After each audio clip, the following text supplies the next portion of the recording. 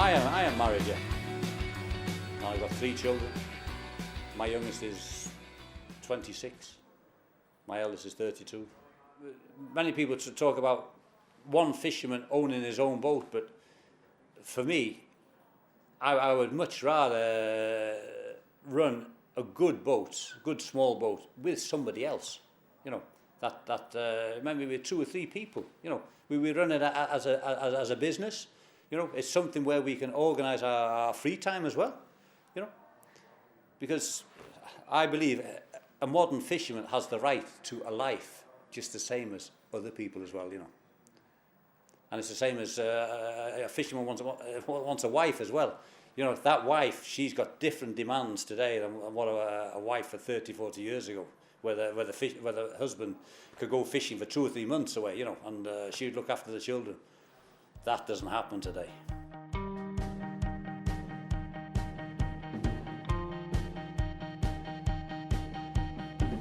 There's only one way to look, and that is forward. You know, people living in Europe, we've got a very high standard of living, very high expectations, and the sea has got to pay for this. Who will be allowed to fish? Most people think today that people that are directly linked to the seas and are reliant on the seas for their livelihoods, they should be the first people to gain access to the fisheries.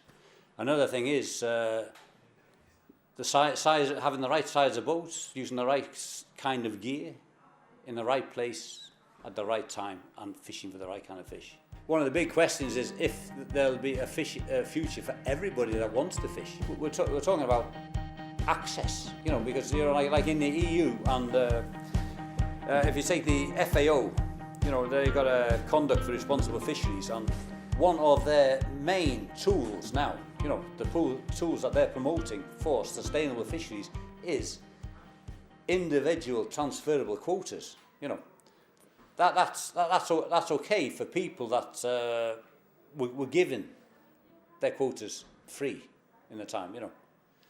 But you get the second generation, young people wanting to come into the industry. You know, if they don't have a father that owns a fishing boat or something like that, then it's very, very hard to come in, you know.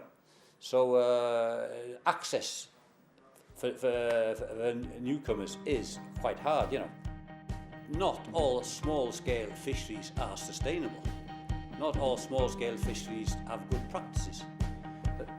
Not all large vessels have bad practices. We need to be very critical about the information we give out, we present forward, and the way we do it. You know, if we are going to succeed with this campaign now, you know, and the only way we can succeed is by making the public more aware, or the consumer more aware of fishing and fishing communities. The way that Terra Madre changes my life or contributes to my life is the feeling of doing something good for